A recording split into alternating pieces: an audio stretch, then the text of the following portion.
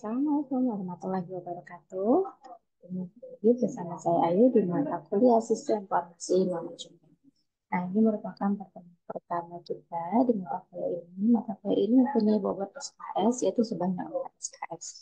Jadi, dalam pertemuan ini kita akan mempelajari mata kuliah ini sebanyak 2 kali pertemuan. Nah, di pertemuan pertama, kita akan membahas tentang mengatur sistem dan sistem informasi pada yang pertama. Informasi merupakan salah satu jenis sumber daya yang tersedia bagi manajer untuk membantu proses pengambilan suatu keputusan. Nah, penggunaan teknologi informasi melalui sistem informasi dapat meningkatkan kualitas serta kecepatan informasi yang dihasilkan bagi manajemen, serta mampu meningkatkan integrasi di bidang informasi dan operasi di antara berbagai pihak organisasi. Nah, informasi yang merupakan hasil dari pengolahan ini digunakan oleh para manajer dan non-manajer, serta orang-orang dalam organisasi yang dalam lingkungan perusahaan dan dalam suatu area bisnis. Penggunaan teknologi informasi melalui sistem informasi dapat meningkatkan kualitas serta kecepatan informasi yang dihasilkan bagi manajemen, serta mampu meningkatkan integrasi di bidang informasi dan operasi di antara berbagai pihak maupun di dalam organisasi. Oke, konsep dasar dari sistem. Nah, sistem itu merupakan sekelompok elemen-elemen yang saling berinteraksi dan diintegrasi dengan maksud untuk mencapai suatu tujuan tertentu. Para ahli manajemen yang sering mengatakan bahwa jika organisasi dipandang sebagai suatu sistem, hal itu akan menjadikan pemecahan masalah lebih mudah dan lebih efektif. Organisasi seperti perusahaan atau suatu area bisnis sangat cocok dengan definisi ini. Nah, di mana organisasi itu terdiri dari sejumlah elemen seperti orang-orang, mesin-mesin, ada juga bagian akuntan dan bagian pemasaran yang semuanya berhubungan satu sama lain dan eh, dalam berbagai cara untuk mencapai tujuan dari suatu organisasi. Misalnya, orang yang melaksanakan pekerjaan pada bagian akuntansi memiliki tanggung jawab terhadap orang yang menangani pajak, pendapatan, dan pemotongan dana pensiun dari gaji yang telah dibayarkan. Nah, pekerjaan yang dilakukan akuntan bisa menggunakan mesin ataupun alat bantu lainnya, dan ini akan mempengaruhi orang-orang yang mengoperasikan peralatan tersebut. Tujuan dari organisasi perusahaan yaitu mungkin untuk mendapatkan laba, tapi untuk menghasilkan produk yang baik untuk menjadi lebih besar, tetap bertahan dan biasanya merupakan kombinasi dari semua. Oke, ada beberapa syarat untuk dibangunnya suatu sistem. Yang pertama, sistem itu harus dibentuk untuk menghasilkan suatu tujuan. Nah, kita harus tahu dulu nih apa dan mengapa sistem itu dibuat, tujuannya itu untuk seperti apa. Kemudian, untuk mendukung fungsi kepengurusan manajemen. Contohnya misalnya di Universitas Bina Dharma, kita mempunyai namanya Sistem Informasi Akademik atau SISPO. Di SISPO itu ada user yang menggunakannya mulai dari mahasiswa, dosen, kaprodi, dekan, bagian keuangan, dan lain-lain. Nah, bayangin kalau misalnya tidak ada Cisco, bagaimana cara eh, merekapitulasi pembayaran, meminim, memfilter bagaimana mahasiswa yang sudah bayaran, mana mahasiswa yang belum bayaran.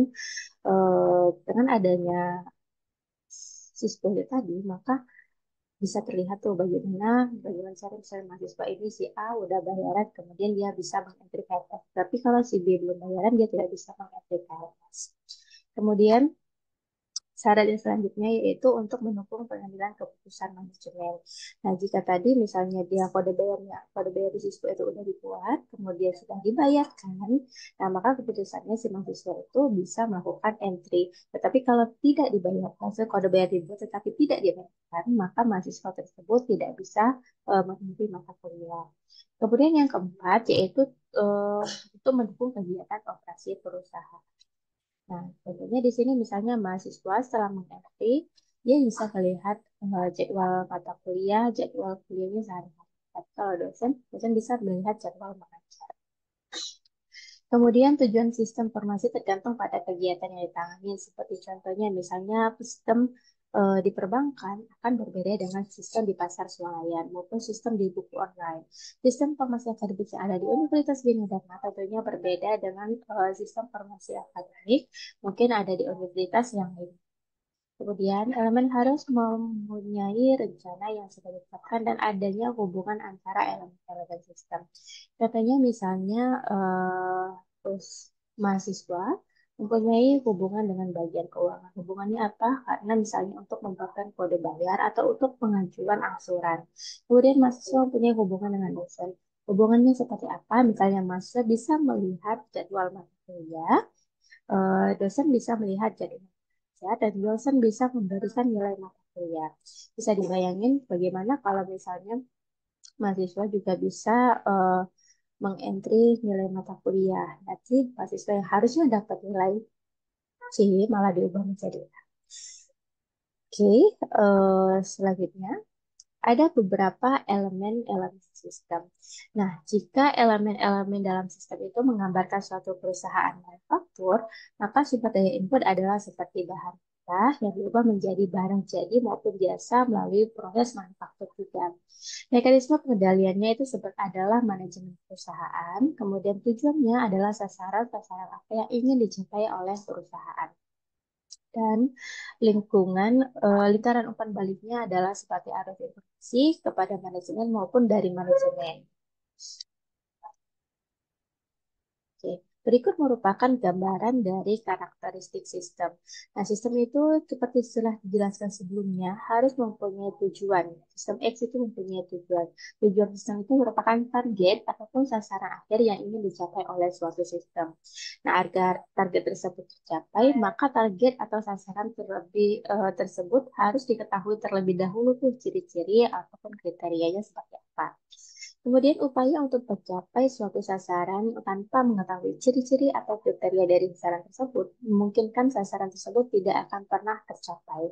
Sebagai contoh misalnya tujuan untuk menjalankan mobil yang sedang mogok akan lebih mudah daripada tujuan untuk membuat mobil mogok menjadi lebih bagus.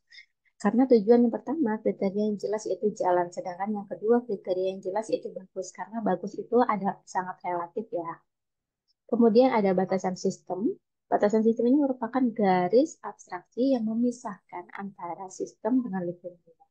Nah, batas sistem ini sangat relatif dan tergantung kepada tingkat pengetahuan dan situasi dari kondisi yang dirasakan oleh orang-orang yang melihat atau merasakan sistem tersebut. Misalnya, dalam membuat sistem transportasi, dapat saja dalam pandangan seseorang, komponen sistem tersebut berupa ada jalan, ada lampu lalu lintas, ada marka jalan, ada rambu lalu lintas, ada polisi, dan tempat parkir. Nah, berdasarkan abstraksi tersebut, maka dapat saja dianggap bahwa batasan eh, eh, dapat diangkat batasan dari sistem transportasi itu harus mengikuti unsur-unsur yang telah disebutkan tadi. Nah, namun dalam kenyataannya, ternyata unsur-unsur sistem transportasi lebih dari itu. Nah, adanya sebuah unsur tersebut ternyata tidak membuat sistem transportasi berjalan dengan baik. Unsur lain yang terlewatkan adalah seperti adanya pendidikan bagi sopir, adalah masalah etika dalam berlalu lintas, ada moral dalam berkendara, ada masalah lingkungan, dan lain-lain. Kemudian, berdasarkan hal tersebut, jelas terlihat bahwa batas sistem itu sangat relatif tergantung pada tingkat pengetahuan yang dimiliki orang yang akan mengabstraksikan sistem tersebut.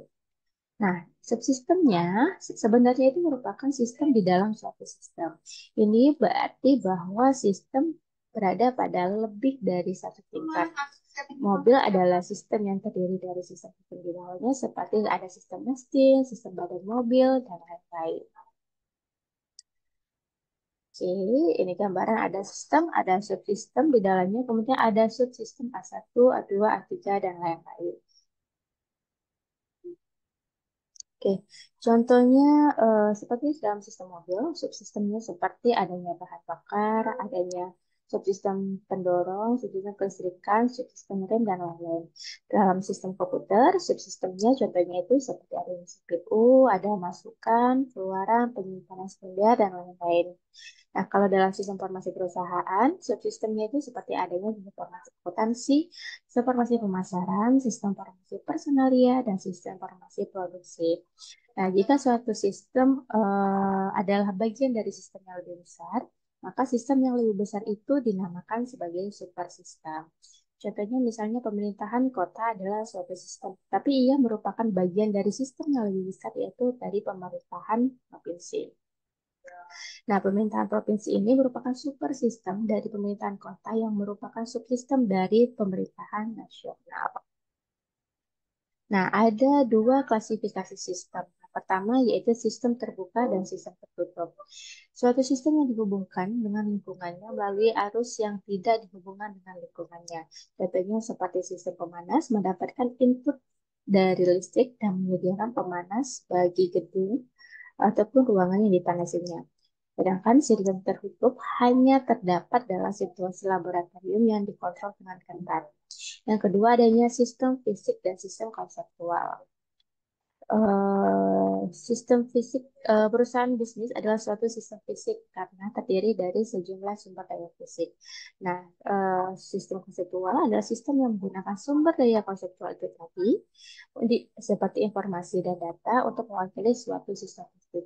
Contohnya, komputer adalah suatu sistem fisik karena tetapi data dan informasi yang disimpan di dalamnya yang dapat dipandang sebagai suatu sistem konseptual. Data dan informasi mewakili salah satu lebih dari sistem fisik. Oke. Selanjutnya, mengapa pentingnya suatu pandangan terhadap suatu sistem? Suatu pandangan sistem untuk melihat operasi bisnis sebagai sistem-sistem yang melekat pada suatu lingkungan yang lebih luas. Nah, ini merupakan suatu cara pandangan yang abstrak tetapi bernilai potensial. Nah, pentingnya suatu pandangan sistem itu tadi untuk pertama untuk mencegah manajer tersesat dalam kerumitan struktur organisasi dari rincian pekerjaan. Kemudian menyadari perlunya memiliki tujuan-tujuan yang baik dan menekankan pentingnya kerjasama semua bagian dalam organisasi, lalu mengakui keterkaitan organisasi dengan lingkungannya dan memberikan penilaian yang tinggi pada informasi umpan balik yang hanya dapat dicapai dengan cara sistem lingkaran tertutup. Oke, selesai di pertemuan kita yang part pertama. Kita bertemu lagi di part yang kedua selanjutnya. Saya akhiri dengan wassalamualaikum warahmatullahi wabarakatuh.